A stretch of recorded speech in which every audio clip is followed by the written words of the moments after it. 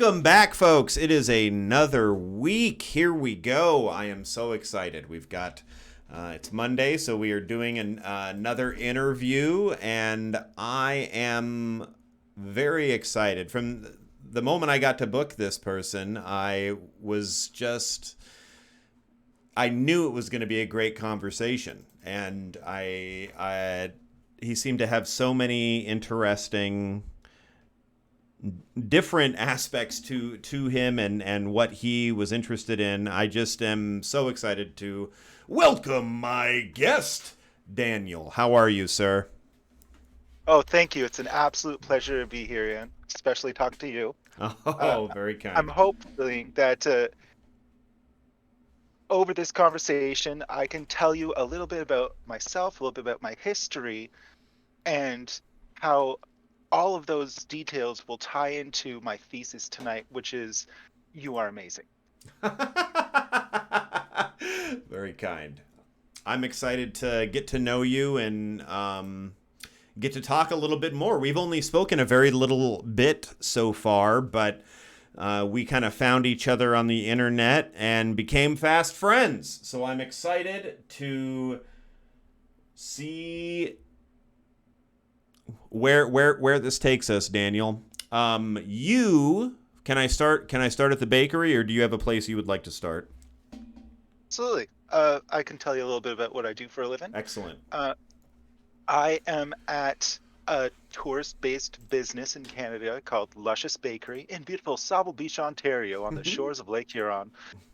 And I've made my living, well, pretty much with the two P's, puns and pastries. Okay, people line up for the pastries, and while I'm packaging them all, I do a little bit of crowd work and make a terrible pun, or I just go to my storage of incredibly terrible dad jokes, and it seems to work for me. I Also, we love have a that. Mercury in the chat is already saying puns and pastry sounds amazing. This is excellent. Yeah, keep talking. and of course we've got a tip jar, and every time something goes in, much like the classic burger joint licks, tips for the crew, and the whole place screams thank you. And I gotta say, selling my dignity a quarter at a time really has paid off.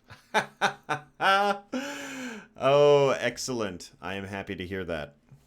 You know why we opened the bakery with my mom and dad? I'll be honest with you, I don't know why you opened the bakery with your mom and your dad. Because we needed the dough. Double pun, right there. Oh, yes, I love it. I love it. Excellent. Alfred Hitchcock said that the pun is the highest form of literature. That's true. You can Google it. People like to give puns a hard time sometimes, but I have to go to bat for them. It's the way I was raised. People give Alfred Hitchcock a hard time. They said that his horror movies were for the birds. But they're psycho, right? Ah, Oh oh, man. Whoo, can't whoo, get one whoo. past the pro. Listen, we're just two pros going back and forth right now. Are you kidding me? Now, this is where we're going to have our first argument, Ian, okay? Because I respect you and your kin way too much to say that I'm anything but an amateur, okay? No, Now, no, I no. have given my 10,000 hours towards puns, Hmm. but if Canada's Pun Master General, Steve Patterson, were to walk into my bakery, I would fall at his feet. Because I have only had it with a captive audience who want to just give me their money and take their danishes and go on the beach. The You difference guys between have me and you worked is that you have Danishes. That's the only difference. hard. Um, I appreciate that, but I feel like you're out. It sounds like you're out there performing all the time. It sounds like you've got a tight five. You know how to read a room. You know how to read a crowd. That's excellent. Yes, but they can also blame the crowd on me if I'm taking too long at the cash register with one customer. So it Oh really is give and man. take. But honestly, working at the bakery has provided me these fantastic opportunities, and I'll outline a couple of them right now. For example, uh, I I was diagnosed with epilepsy at the age of 10.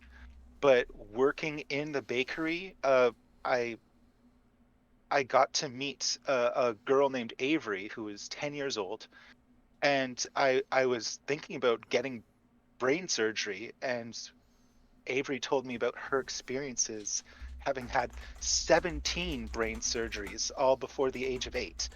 And she was smart, and she was funny, and she was happy, and only through meeting the someone like Avery did I find the courage myself to go forward and take the chance to have brain surgery myself, if only one time, not over a dozen. Can we And can we talk a little bit more about that? That's definitely interesting. absolutely. Yeah. Well, I can you talk more about what that decision was like for you? It sounds like that was made very carefully and with a lot Well, of thought and meditation. well, you know what they say, the hardest part about brain surgery is getting your head around it. But Love it. I was diagnosed with idiopathic epilepsy at the age of 10, and then 20 years later, after having moved away from home, I got a new neurologist who was not satisfied with my diagnosis and Mm, put me into a specialty epilepsy ward, which had been there the entire time. wow. And I I was a surgery candidate. Now, I tried opening PubMed and going to the medical journals for some very dry reading. And yes, you could say that the mortality rate was under 2%, and you could see that over 50% of people had curative effects, while only 10% of people had ill effects. Hmm. But until you actually I started blabbering to every single person, I might get brain surgery next year. I actually met not just Avery, but over a dozen people that is, yeah, I had brain surgery a couple years Wow. ago, and I realized how popular, not popular, how prevalent, Hmm. uh, just cracking open someone's noggin and messing around in there really was. And I was so, but seeing Avery and somebody so young and so brave and so to endure so much, I was like, "Yeah, Yeah. I can try this. This is my shot." Yeah. And I'm so glad I took it, especially in Canada where it only cost me $42 in parking. But that's a different conversation. No, it is not. That is this conversation. You paid $42 in parking total for your brain surgery? Yes, yes, Oh, I did. wow. Oh, But I can afford that brain surgery. Are you kidding me? and sure enough, now there were some side effects. They had to cut through my TMJ, the my jaw muscle, Yeah. and there was nausea for 6 weeks after. I had a ball of cerebral spinal fluid attached to on the side of my head for Yeah. 5 weeks. Yeah. And when I went up and down the stairs, it was like having a small tit right on the side of my head. Uh, Did you say a small tit? yes, Oh my goodness. Okay, yeah. Yeah, keep going. I am an I am a hefty man. Okay, Hey, I the get it. I can relate. besides our parents and our love for comedy, my sister and I do have A cups in common. Okay, but that's bonding time. You don't have that, with your brothers, right? My point is, uh, I had nausea, and um, it was only after the surgery that I actually started using cannabis on a regular basis just to control the nausea and to try and eat something. But Yeah. I still lost 85 pounds in the Wow. months that followed. But thankfully, my parents owned a bakery that I worked in. So I gained 75 pounds back in a year and a half. And that is a story of how I was briefly a size 33, 4 again. Some real And ups and downs. Hey, I understand. absolutely. But also, I was part of a dream study because uh, my dreams disappeared for 4 weeks afterwards. I Whoa. would go to sleep, blackness, I'd wake up. And there was that month where I'm like, did I just trade my dreams for no seizures? And I would say Oh, to anybody whoa. listening, that would have been a fair trade. But then the nightmares started. Oh, And you're wow. saying, Daniel, what type of nightmares could you have had? I'll be Well, honest, that is what was going to be my next question. uh, I had a dream that I was trying to stop a 6-year-old from running around in my bakery, only to accidentally cut off my own left hand. And then the 6-year-old took that hand, and I was chasing them. Or I had a dream that Floyd Christmas tried to orally pleasure me, and Who Jim is Carrey did Floyd not. Christmas? Uh, Floyd Christmas from Oh, Dumb and oh, Dumber. oh, from Dumb and Dumber. Yes, yes, yes, yes. Right. Yes. Yeah. Yes. You wait. You had a nightmare that he was um, trying to He go was, down on you? yeah. Whoa. I'm just saying that after a month of going to sleep with nothing but serene darkness, Yeah. these are the things that jump out at you. Furthermore, I had to I had to write Dr. Yoswig detailed descriptions of my dreams for this study. So the fact that a grad student is poring over my description of Floyd Christmas crawling up my bed, Wow. licking his lips, is I'm very sorry to that grad student, by the way. I tried to start a protocol to bring home my right temporal lobe in a jar, but I was approached by the surgery team, and they said, we have an active study going on looking for micro lesions in temporal lobes, and I had to admit there was a better cause than just having it on my mantle. Yeah, I hear you. I hear you, but we can dream. We all Uh, I get it. oh, Man, that would have been well, now you're just bragging. You can dream, yeah, but some of us it comes and goes. Okay. is that true? You kind of sometimes dream and sometimes have periods where you're just not dreaming. No, it was a process of my brain recovering from a traumatic Right, event. right, right. Now, thankfully, it was a surgically acquired brain injury, but Yeah, it was a brain injury. right. Thankfully, things are a-okay now. Woo. Um, However, long-lasting effects. Number one, uh, names and faces. They just disappear. Unless I've met you several times, Yeah, I'm very sorry. I need to know what your name is, what your puppy's name for is, sure. whatever. Yeah. Uh, Furthermore, now I only have one temporal lobe. I I interpret emotions and things that are happening at the time a little bit more intensely. Now, thankfully, Oh. this usually makes you more you. And Oh, interesting. because I'm me, it made me a little bit more giggly, and a little bit more prone to cry. Yeah, Now, yeah, yeah. now that being said, after my surgery, I had a moment where I was crying in my father's arms, telling him that I loved him. And I don't think I'd had a moment like that since I was 6 years old with him. And Yeah. I can't tell you how much we really did need that, Yeah. Wow. because it was my father who introduced me to comedy as I know it.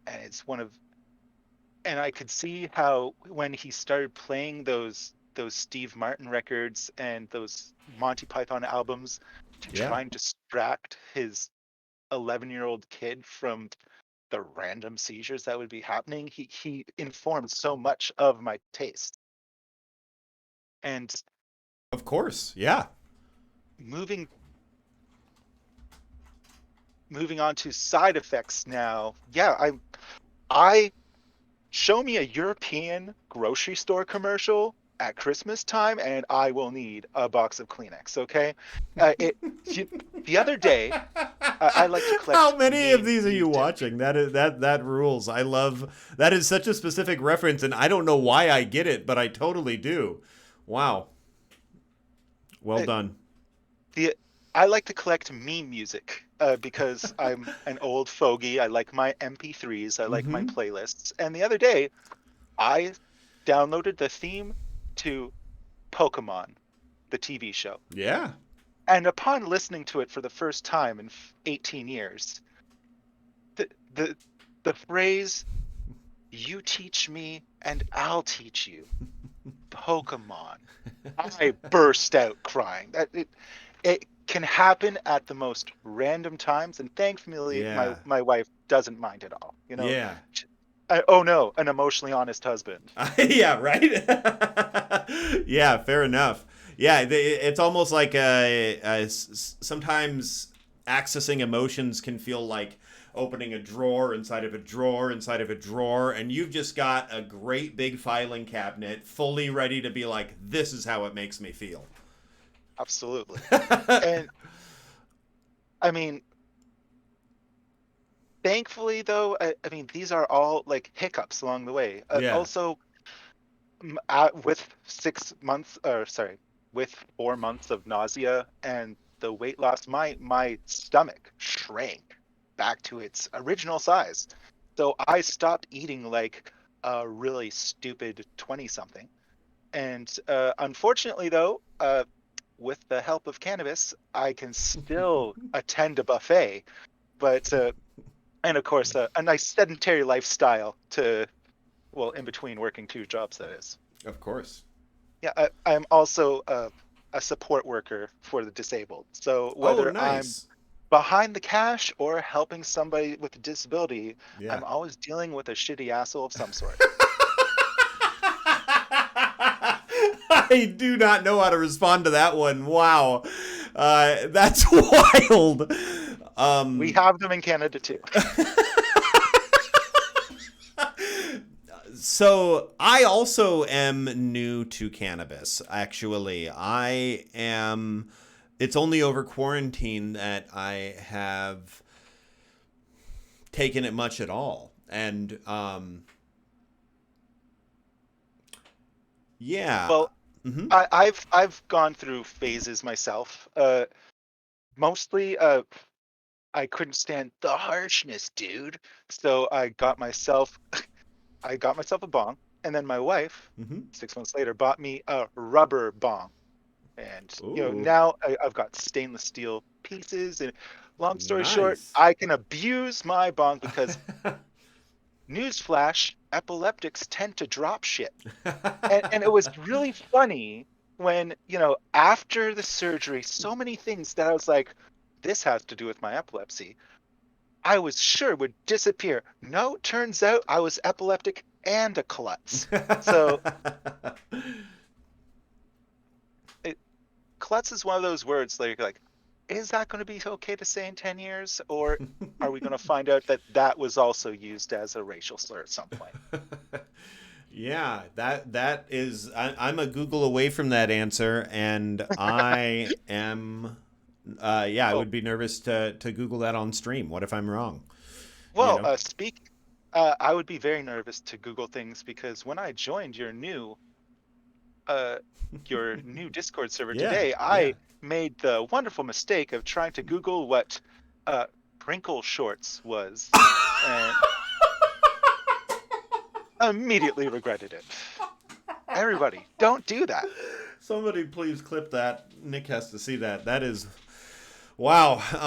So the Like I say, story, my understanding, because this did not happen on my stream, but my understanding is that Nick was googling something else entirely. He was googling Stuart Little. That's what he was googling, and ah, then a suggested ad came up for crinkle shorts. And he had already had the page up for several minutes talking about Stuart Little when it was finally pointed out to him oh, that there was a crinkle shorts, and it was very bizarre to discover something like that in that way. And so I think somebody watching bought him the book, and now he reads it on stream sometimes. That's my understanding of the crinkle shorts story. where else can I bring you with this story? Okay, so there are a couple of fun epilepsy stories I want to tell you. Okay. I listen. Not something I Uh, hear every day, but I'm so down to hear these. Yeah. and of course, hopefully you'll understand why I can never time travel. Okay. Because number one, all four of my grandparents were German, and I couldn't go back in time to kill Hitler because my grandparents would never have, you know, left the country. My parents would have never met. Temporal paradox. Oh, that's So interesting. epilepsy has led to some interesting parts of my life. For example, the only reason my parents were able to send me off to summer camp was that sweet, sweet disabled kids program.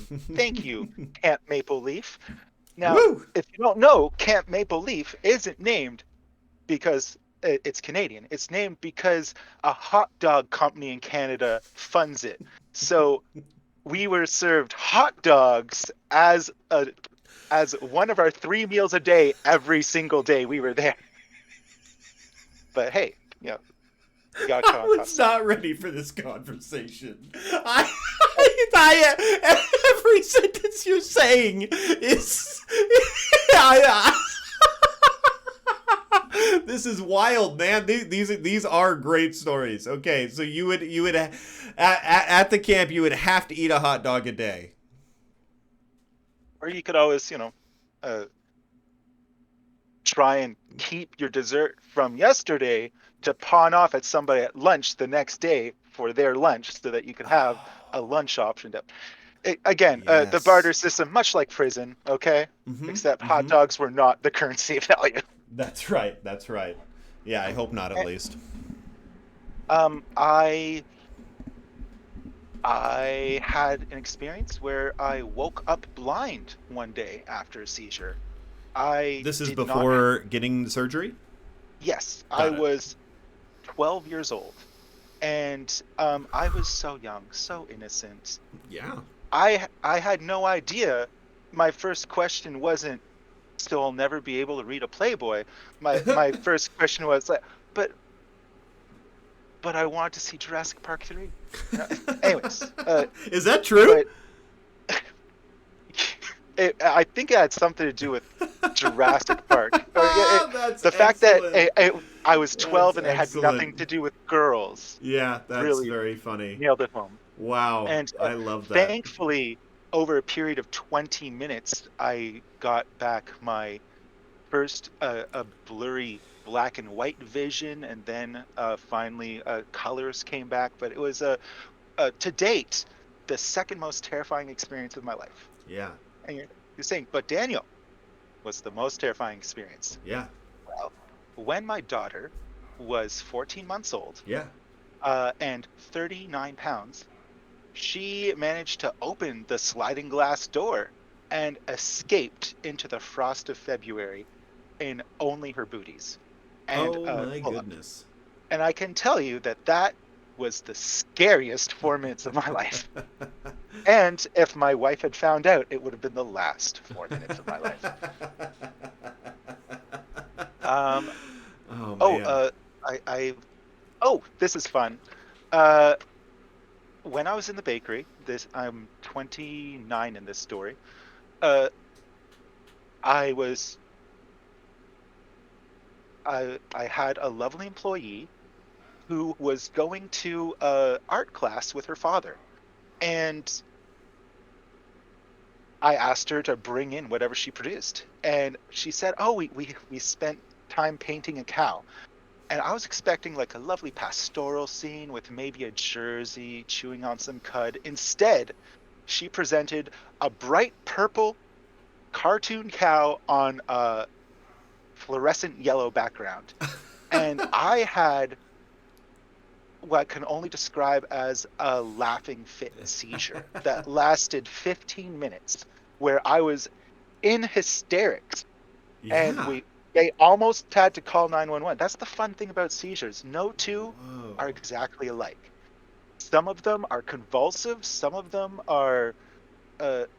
some of them are you disassociating with reality. Some Yeah. of them you just stare off and drool. Yeah. There's only one thing I miss about the seizures, and there was a period in my life where absent seizures, or uh, petit mal seizures, as they're referred to, Yeah. uh, it would produce a custom-made music that would just enamor me.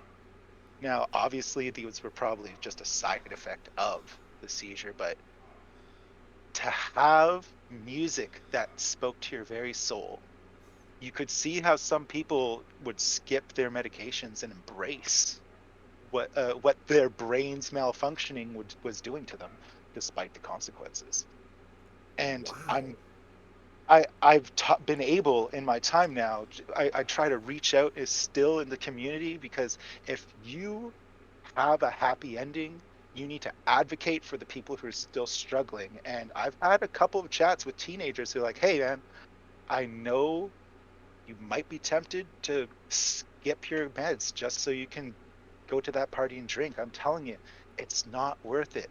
Smoke a big fat joint instead, dude." Never said I was a good influence. I'm just trying to be an influence. Okay. Oh, wow. That's very fun. Oh, Um, oh, oh. yeah, One more thing. please keep Tying going. it all together, I 14 months after my brain surgery, Hmm. my daughter was born, and I was able to adopt her. But she was born on Avery's birthday, and I March 18th. Wow. And I found I try not to be religious. I try to be completely rational, but damn, the serendipity and synchronicity. Maybe there's something there, or maybe there's only 365 days in a year. Yeah, I'll take that point. But I think either way, it's okay if that means something to you.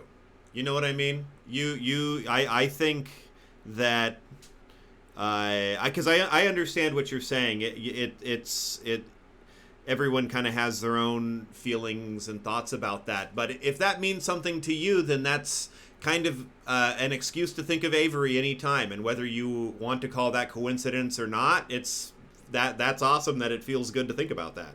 it's a nice button on one chapter and Yeah, opening another. that's right. And because the other thing that happened was when on my wife and I's second anniversary, I got my first tattoo, and it was a medical tattoo on my that's about 7 inches long on my right forearm that says epileptic, and a big old rod of Asclepius.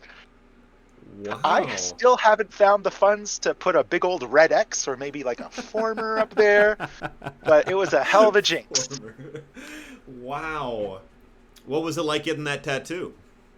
Painful. Yeah. I'm a grade A wuss, but You got brain surgery. You are not a grade A wuss. okay. Okay, so I should tell you, 10 minutes before my brain surgery, my neurosurgeon scares the bejesus out of me. Okay, Yeah. because the original plan was for us to be put into a twilight state. And what that means is that I would be the anesthesiologist would put me under, and then once they had drilled the holes and opened my head up, they would bring me to a semi-conscious state so they could ask me questions while they poked on around in there. Hmm. And they said that I might have memories of my time there, which may or not include the smell of the burning brain tissue that is mine.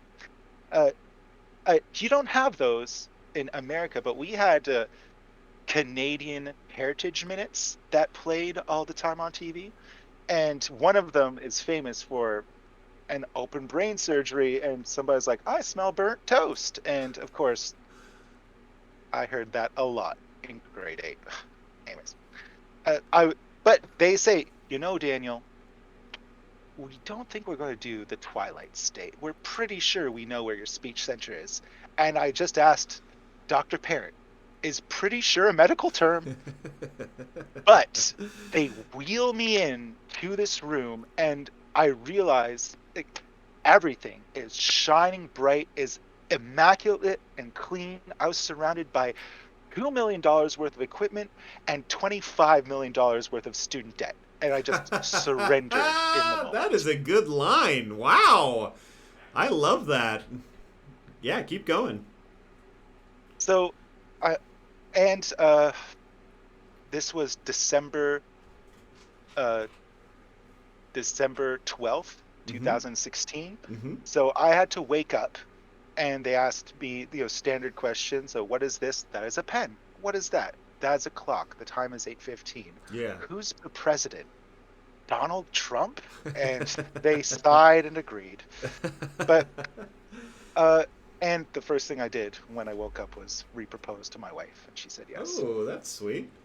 What can I say? I'm a schmaltzy romantic. Hey, great.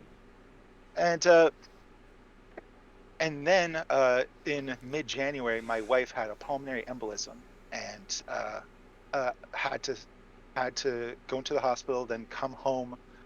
She was having difficulty breathing, difficulty moving, and my mother-in-law moved in for a week and a half to help support her. Yeah. And if your wife has a medical emergency and your mother-in-law moves in and you don't have a seizure, goddamn, you're cured. So I haven't had one in 5 years, and I always used to say a day without a seizure is a good day. And I've had 5 years of good days. That's Everything's awesome. coming up Daniel. Yeah, absolutely. Also, with the help of my parents, at the bakery, we started the Purple Cookie campaign. So the purple ribbon is for epilepsy awareness, and we raised over $1,200 our first year. Uh, and I got to knock one of my bucket list items off. I wanted to either give or receive a giant check, and I was able to uh, give a giant check for $1,216.16 Wow. to our to Epilepsy Southwestern Ontario. And I made the mistake of asking, so where's this check going next? Turns out a 7-year-old had raised 9 grand for anti-suffocation pillows. But you know what? You can't compare. How am I supposed to compete with a 7-year-old? I I'm raising money for pillows for epilepsy. Like you can't compare to that level of cute. You know what I mean? Sure, Especially who when you're. could? I can't. But I But want to remind what you anybody did is who's still, listening. yeah, very impressive. Yeah, keep going. Sorry. I want to remind anybody who's listening that yeah, I mean, $2 a cookie, it all adds up. Anybody can make a difference with any charity or just by reaching out. You, your work, your labor, your passion will pay off in ways you don't even know, even if it isn't in big old simoleons. Yeah. Wow. That is fascinating. Um, Now your parents opened the bakery, is that correct? Well, They yes and no. There has been a bakery in Sable Beach yeah. for 40 years, Mhm. and they moved up, quit their corporate jobs, Yeah. and opened a bakery. And me, having epilepsy and a college diploma I had no interest in using, decided to help them out. Yeah. And my wife was kind enough to move up with us because she always wanted to live that small town life. Yeah. Then last year they sold it to an an incredible chef who's 20 something, and I'm working for them now. And of course, as a millennial, I have a second job as a support worker. So Yeah. Wow. Did how old were you when your parents got into the baking business? I was 27,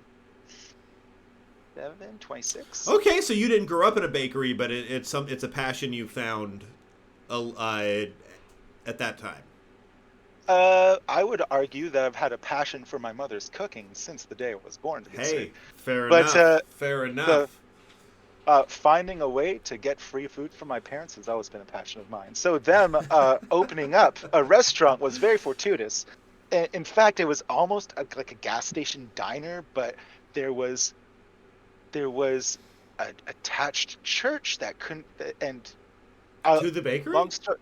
No, no, they were moving up to the area for a Oh. completely different a real estate deal that fell through at the last minute, and Whoa. the bakery fell into their laps. again, one of those coincidences that just didn't. I, I'm so glad it turned out the way. We missed a part of the story where, Okay, go for it. because I had epilepsy, I went to the summer disability transition program for Mohawk College, and it was there that I got to meet the other people with disabilities and get to learn the services that the college provided.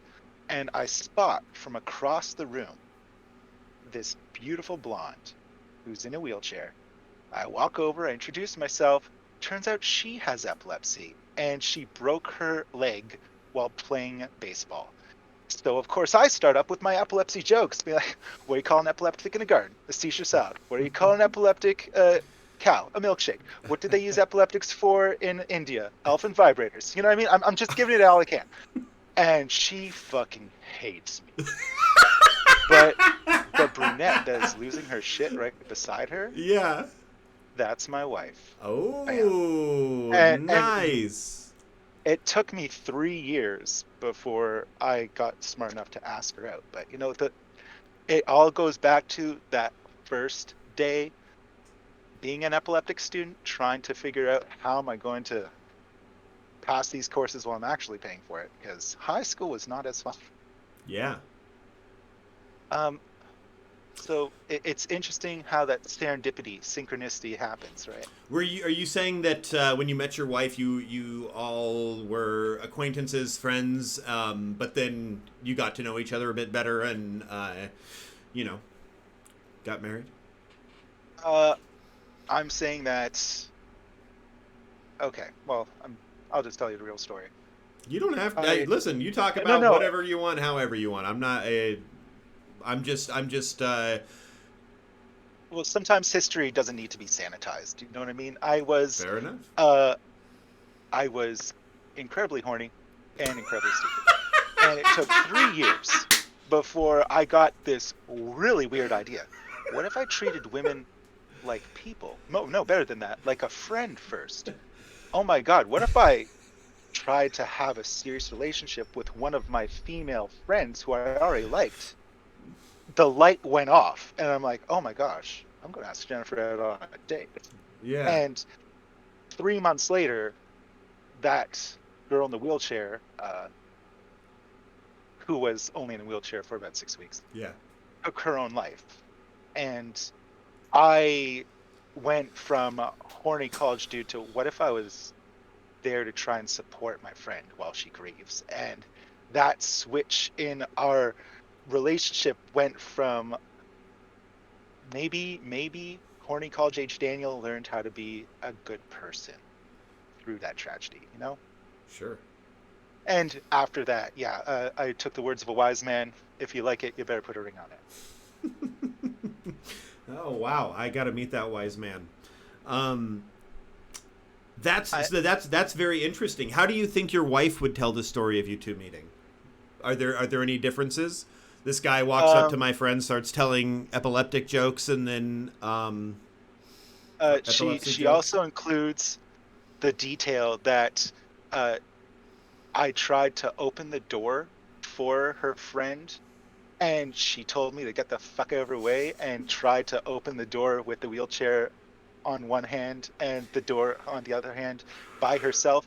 And then she went home and told her grandma about this cute boy she met on her first day of college. And That's very I, sweet. you know what?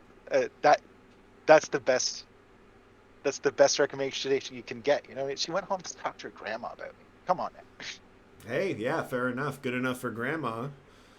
Absolutely. Went home and said, in 3 years, maybe I'll give this guy a shot. Who doesn't say that to their grandma? Uh, um, so I want to tie the epilepsy a little bit back to my taste in comedy, if you don't mind. yes, please tell me about your taste in comedy. Comedy seems like it's a big part of your life, so tell me a bit about that. Well, you have to understand, at the age of 10, I start having seizures on a regular basis, but Mm-hmm. also on a random basis. Right. And this leads to a couple of things. Number one, me dealing with my mortality at a very early age. Yeah. And at some point you got to choose your attitude if you're lucky enough to actually be able to not have depression, etc. But I said, any day without a seizure has to be a good day, and I try to be positive. But when it comes to comedy, there are so many unpleasant surprises attached to a chronic disability. So when you get to experience comedy that you have no idea what's going to happen next, but the next thing that happens is absolutely joyful. That is something to be cherished. It's something to be treasured. So when you come across somebody and while they have your attention, you're just waiting for that next thing that is just going to elate you. And that is how I would describe watching you on stage, Ian. Oh, that's very Because nice. That's very kind. to see somebody who can go back and forth from being a rant comedian to a one-liner comedian to a, a, a an absurdist and to some extent a prop comic. I Yeah, just sure. Yeah. I it's and I'm just not just saying it's not just you, but you are one of those people that epitomize how That's I very go kind. in Thank you there very not much. going to see somebody's observational humor about airplane food. And I'm not going to go see some edgelord talk about pronouns and Apache helicopters. I'm Yeah. going to go be honestly surprised and overwhelmed. And um, I love losing my voice to Hmm. laughter. That is very kind. Thank you so much for saying that, Daniel. That really means a lot. I'm very touched by that. I definitely. People talk a lot about, when they talk about the importance of comedy and what comedy can do, a lot of times the conversation surrounds political change and social justice, and those are real magnifying glasses that can be held up to things with comedy. But I do think there is a real value in.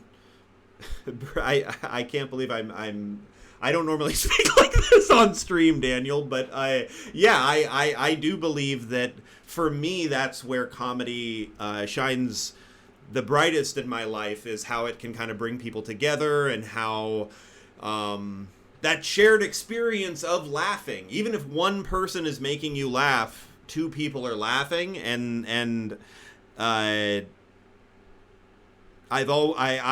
for me that's what I relate to as the most special part of comedy.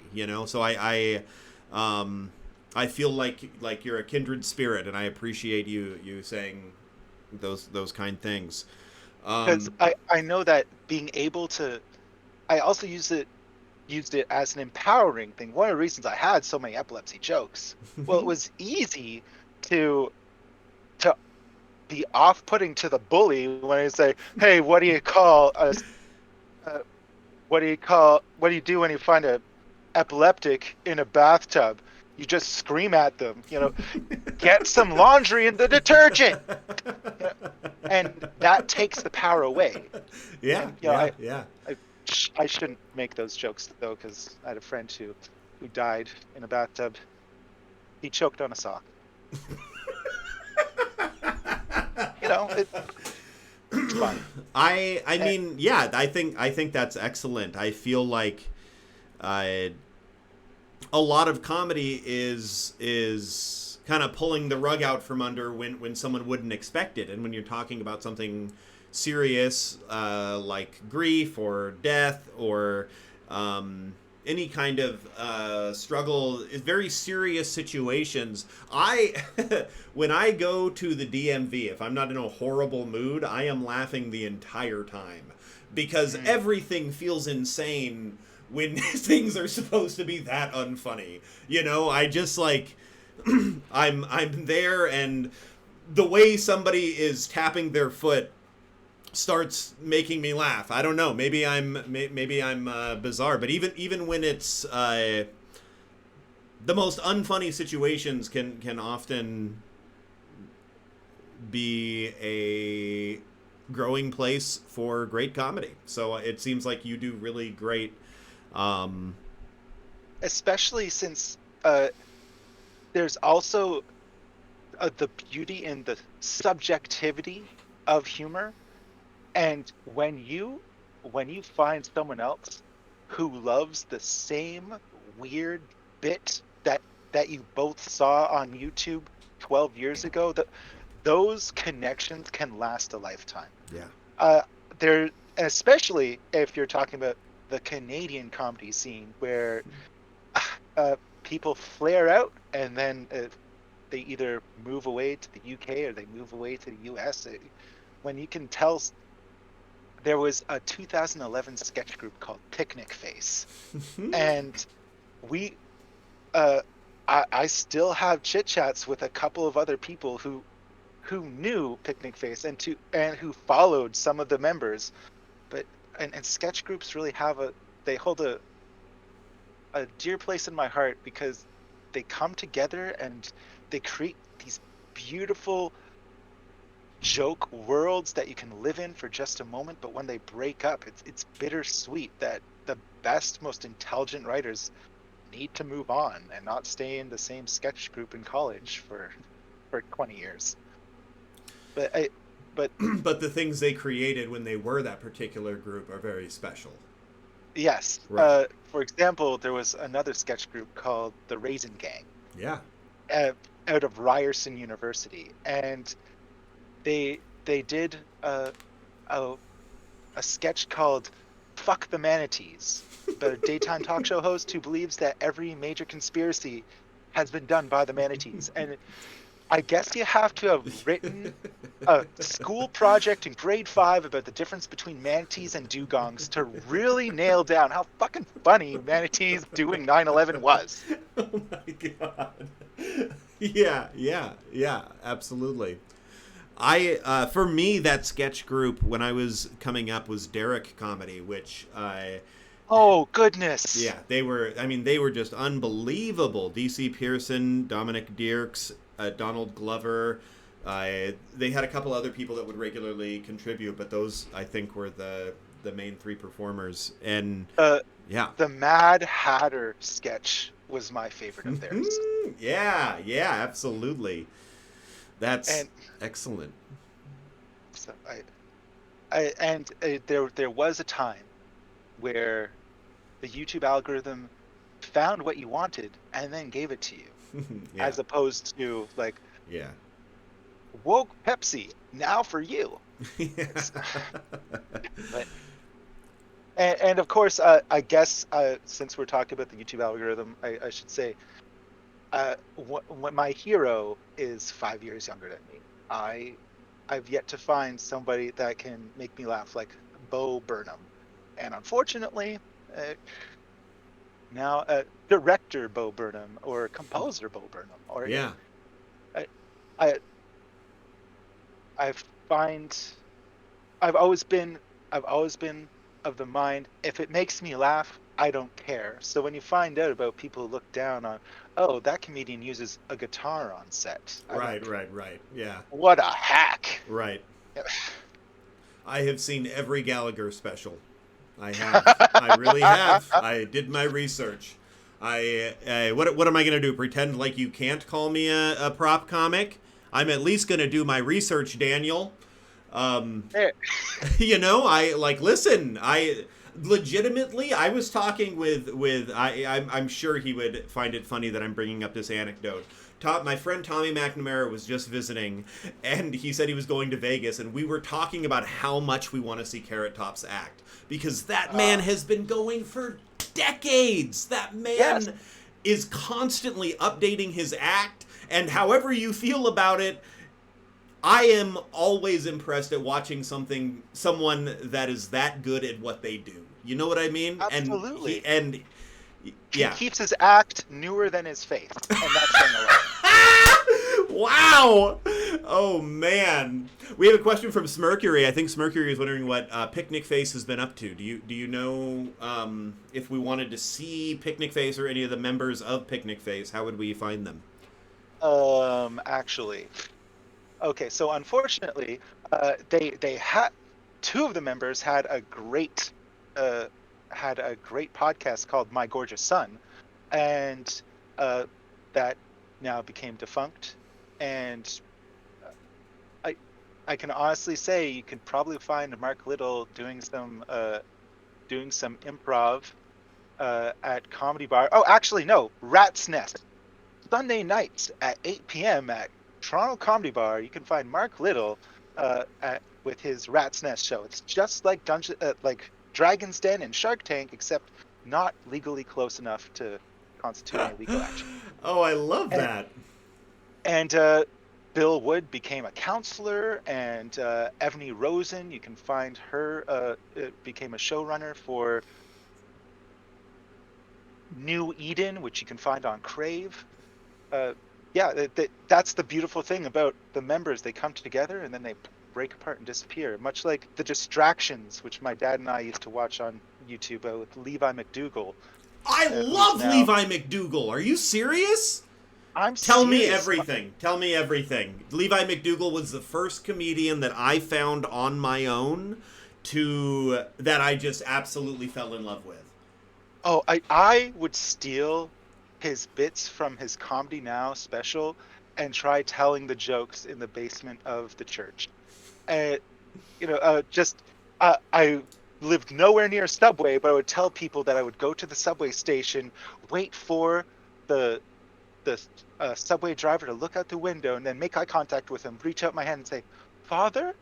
It and his sketches were absolutely amazing. He had one about falling off of a balcony while barbecuing, and another about his friend trying to do a got your nose trick, and instead him having a panic attack and having a heart attack. It was my my father and I were able to transcend generational boundaries and his boomer, emotionally withholding German upbringing because of people like Levi McDougall making their silly sketches. And I think that's one of the reasons that comedy means so much to me, is those moments of him and I rolling on the floor in stitches and my mom just rolling her eyes at us.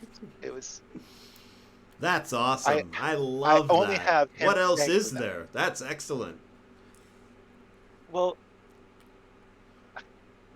what else is there in life? That's a good point. Yeah, like that. I mean, you're describing what it's all worth, right? I mean, like, there's clearly other Well, I things, but you get what I'm saying. Yeah. yeah, I was able to I was able in 2019 to go down to Comedy Bar, and where I earned myself a little bit of a nickname, Sign Guy, because I saw River Butcher perform live, and of course I made a poster being like, "Thanks for coming to Toronto. I want to see you Yeah. butcher some jokes." And and of course, thankfully, Mark Little and Andy Bush from Picnic Face were doing a 1 hour. We're taping a 1 hour special too that they never released. God damn it! But I've always tried to treat comedians like rock stars, because that's exactly what they are to me. You know, and but I do have a bad habit of clapping during the setups, and I've gotten some Ooh, strange looks wow. when somebody says, "Oh, so I went through a bad breakup recently." What? The good news is I can assure you that is not unique to you. That is that does happen, and if you're doing an hour, you start to learn, and you start to hopefully add a few more words in the setup to kind of be like, oh, this is a setup. So get the clap out of the way, and now I'll really do the setup. Little stuff like that. So I'm sure you haven't ruined anybody's night. I know we have to wrap up soon, so I'll just tell you a couple of Please, my life mottos. Okay. whatever you want. Yeah. So when I started with the bakery, I was trying to be that hip manager when I was training a new set of teenagers every year. I came across this word called sonder, and sonder is a noun. The realization that each random passerby is living a life as vivid and as complex as your own. And I tried to get these teenagers, and of course myself, Yeah. if we're going to be a part of people's summer vacations, let's try and be a guest star. Let's try to, and now after 10 years, we have kids who have grown up coming to the bakery every summer. We've had, and some of them even got a job there. And meeting people like Whoa. Avery, and my 8 months after my surgery, my anesthesiologist walked in with his family, not just on vacation, and being able to sit him down and to treat his entire family to brownies and baked goods is one of my sweetest memories. Just being able to look him in the eye and tell him that his money meant nothing here. And uh and of course, are you familiar with Ovid's Metamorphosis? No, I only know Kafka's. uh, oh man, me either. I stole this next quote from a comic book. Okay, great. uh, Omnia mutator. It means that everything changes. And of course, I added, everything changes, but love never perishes. And I'm trying now that I'm living seizure free. I'm a dad. I've got a wife who loves me for now. We'll see. Uh, I'm trying to take every day as it comes because I hit a big old reset button in my life Yeah. at the age of 33, and Yeah. not many people get these second chances. Yeah. And it's led to trying to live my life with gratitude and trying to admittedly insert myself into other people's lives as Yeah. often as possible has led to some pretty beautiful opportunities, not excluding being with you tonight, That's the very Ian sweet. Abramson. I'm just a Ian Abramson. But Okay, can I just say, listen, man, Googling yourself can only lead to pain, all right? There is another Daniel last name out there, uh-huh. and you know what? He's a doctor in Iowa, all I right? hear you. So and he does not return calls from other people with his name, by the way. I've tried 3 different times. Oh, that's Also, excellent. I was involved in an MRI fundraiser uh, for my local hospital, Mm-hmm. and my uh, fundraising video, despite my attempts to share on social media, got 114 views, and his welcome to my Iowa practice had 14,000 views. So Oh man. when you say you're in Abramson, I gotta say, I doubt that they've got the search engine optimization that you do, my friend. At least give yourself that. My SEO is strong, I hope. I'm hoping, gotta stay on that front page result, and I do anything. I am brutal, Well, there's a mathematician named Ian Abramson. I give him terrible reviews on all of his books. Just kidding.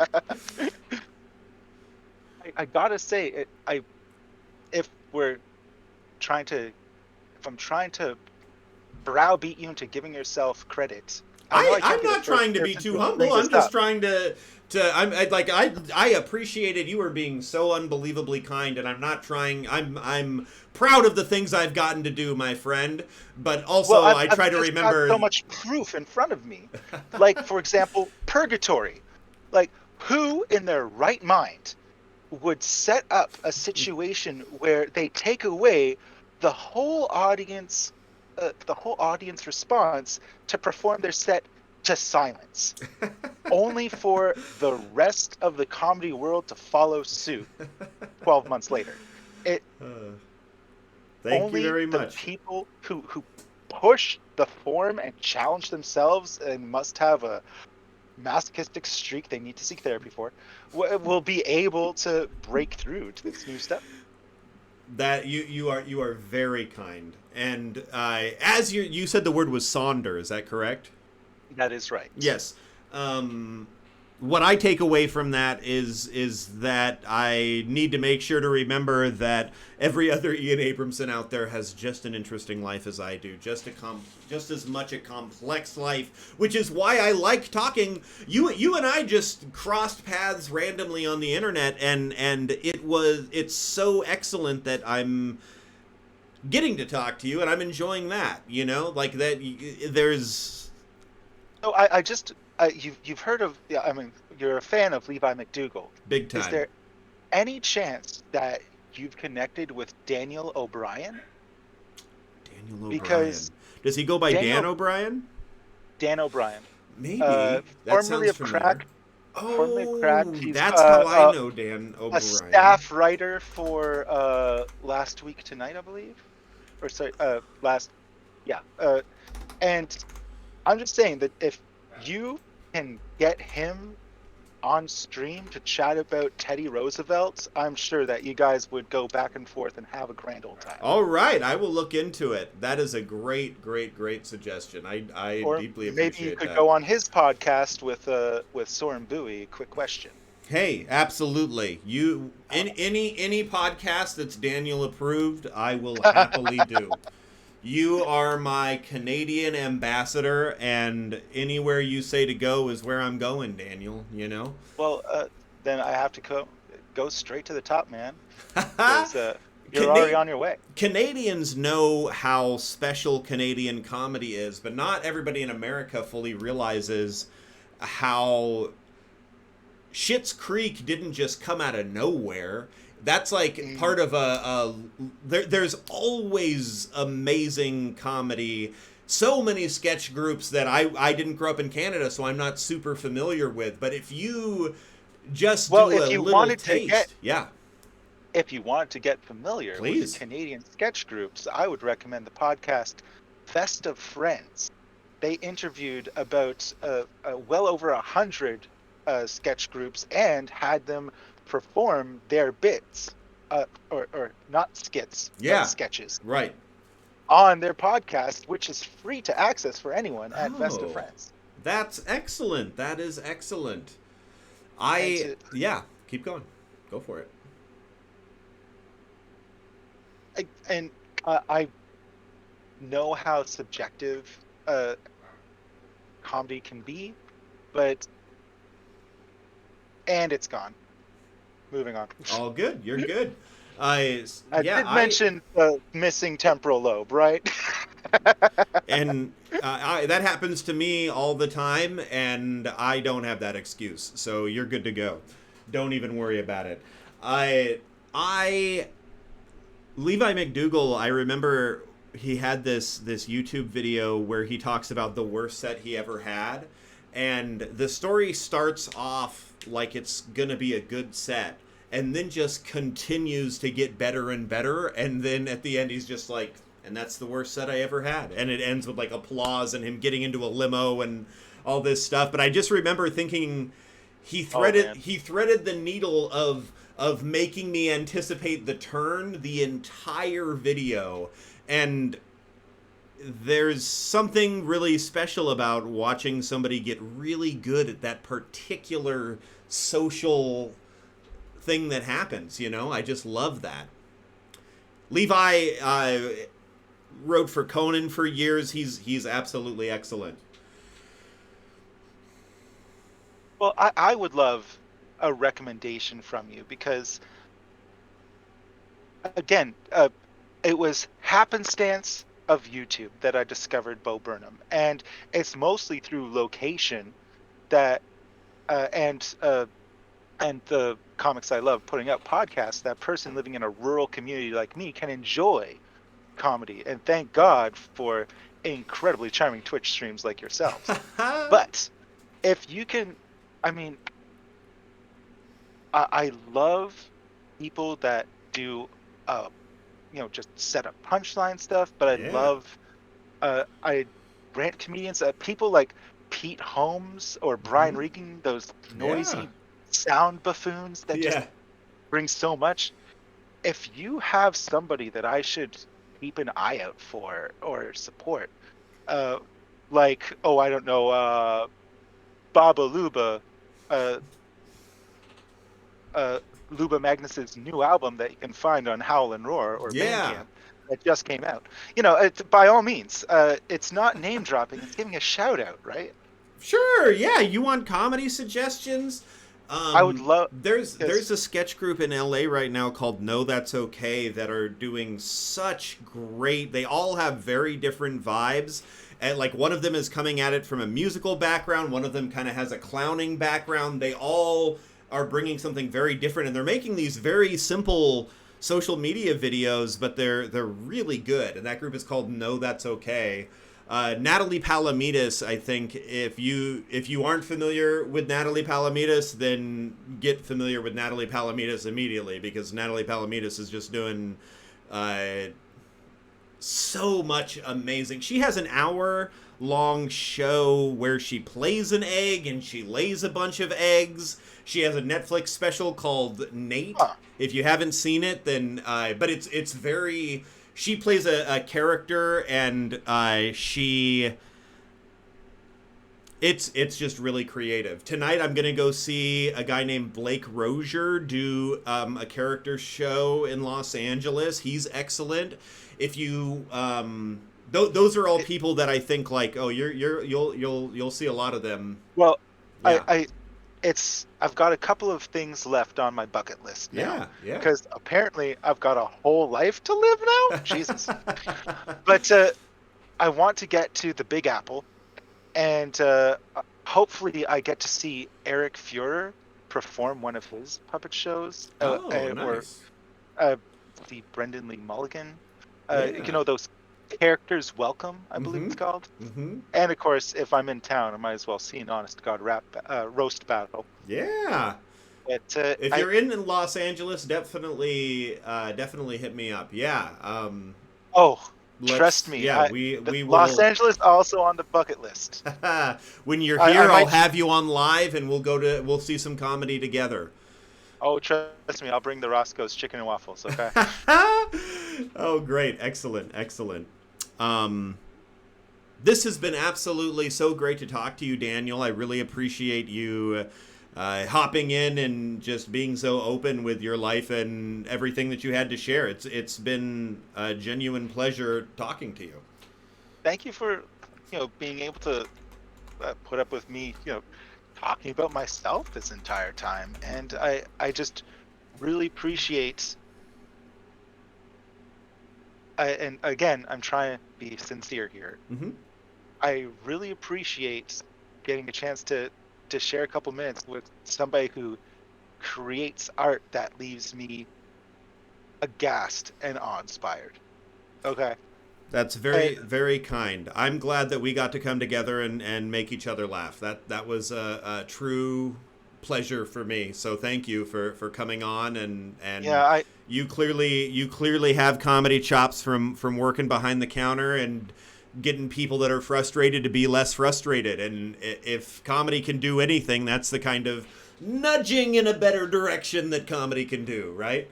well, it's been a pleasure spending time with you this evening. Now I could go and be a loving father and husband or whatever. Totally. Uh, I'll be watching your streams, and I hope that you get a chance to drop by Luscious Bakery in Sauble Beach, Ontario for that free chocolate chip cookie dough cheesecake square that I never promised. I can't wait. I can't wait. I feel in my heart and soul that that's going to happen, Daniel.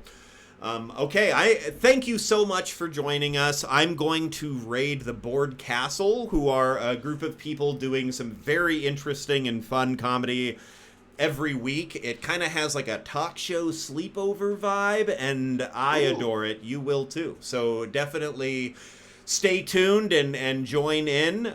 Thank you again to Daniel. Join our Discord, because we do all kinds of fun stuff in there too. All right. Woo! I'm going to initiate the raid any second now. Okay. Goodbye, everyone. You're my best friends.